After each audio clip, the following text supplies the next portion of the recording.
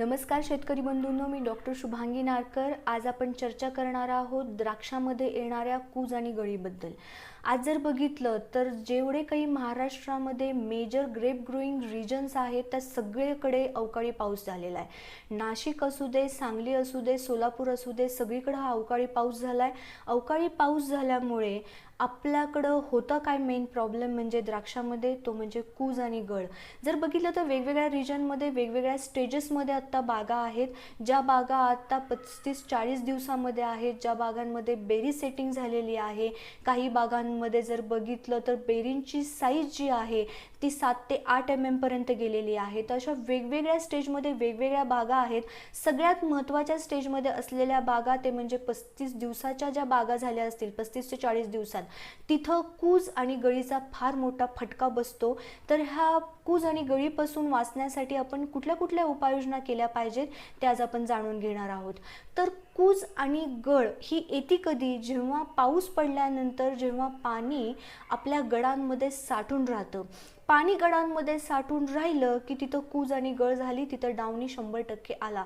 तर तिथं वाचण्यासाठी सगळ्यात महत्त्वाचं म्हणजे की आपल्याला पाण्याची निचरा करणं। पाण्याची जर गळ नाही झाली, पाणी जर आपल्या बेरींमधून जर आपण बाहेर काढून नाही टाकलं तर कूज गळ 100% होणार आहे। त्याच्यासाठी पाऊस पडल्यानंतर इमिडिएटली टाकीमध्ये कुठल्याही प्रकारचं स्टिकर टाका। स्टिकर टाकून एक स्प्रे घ्या, अतिशय सुंदर तुम्हाला रिझल्ट मिळतील।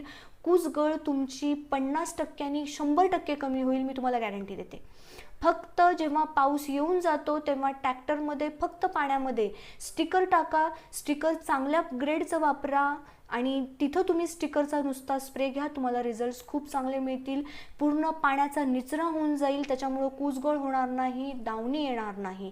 हे बघा, तुम्हाला पण माहिती आहे की द्राक्ष जे आहे ते आपलं 1 वर्षाचं पीक आहे। एप्रिल छाटणीमध्ये 150-160 दिवसापर्यंत जेवढी आपण मेहनत घेतलेली असती ती मेहनत आपली पाण्यात जाऊ नये, आपली मेहनत वाया जाऊ नये, आपल्या उत्पादनात घट होऊ नये, ह्याच्यासाठी आपल्याला हे काम करणं फार इम्पॉर्टंट आहे। जर नुसता स्टिकरचा स्प्रे घेतला तर तुमचा पुढचा जो होणारा केमिकलचा जो खर्च आहे तो खर्च तुमचा इथं कमी होईल, तुम्हाला रिझल्ट्स खूप चांगले मिळतील। त्याच्यानंतर मग तुम्ही दुसऱ्या दिवशी कुठल्याही कॉन्टॅक्ट मधल्या बुरशीनाशकांचा तुम्ही वापर करू शकता, जसं तुमची बाग असेल। आता हे बघा, जर तुम्ही एक्सपोर्टसाठी बाग पकडली असेल तर तुमचे वेगळे स्प्रे असतील, जर तुमची लोकलसाठी बाग असतील तर वेगळे स्प्रे असतील। अकॉर्डिंग दॅट शेड्यूल तुम्हाला फंजिसाइड्स तुम्हाला तिथं स्प्रे घ्यावे लागतील, तर तुम्हाला रिझल्ट्स खूप चांगले मिळतील। त्याचबरोबर तुम्ही वॉटर सोल्युबल विथ बायोस्टिम्युलंटचा पण तुम्ही स्प्रे घ्या, तिथं रिझल्ट्स तुम्हाला खूप चांगले मिळतील। आणि काय होतं की सगळ्यात महत्त्वाचं म्हणजे जेव्हा पाऊस पडून जातो तेव्हा गळ फार मोठ्या प्रमाणामध्ये होते। गळ व्हायला लागली की आपण काय होतं, घाबरून जातात शेतकरी। तशी ही जी गळ आहे ती 60 ते 70% गळ होत असते, ती नॅचरली गळ असते। तर त्यावेळेस घाबरून न जाता लगेच जिब्रॅलिकचा स्प्रे घेऊ नका। पावसाळ्यामध्ये झाड स्वतःचं जिब्रॅलिन स्वतः प्रोड्यूस करतं, परत तुम्ही वरतून जिब्रॅलिन देता, अतिरिक्त जिब्रॅलिन झाल्यामुळे पण गळ होते।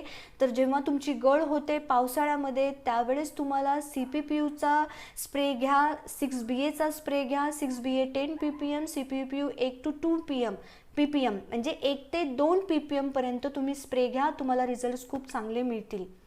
तर अशा प्रकारे आपल्या बागेची काळजी घ्या, घाबरून न जाता प्रॉपर अभ्यास करून, प्रॉपर विचारपूस करून स्प्रे घ्या, रिझल्ट्स खूप चांगले येतील।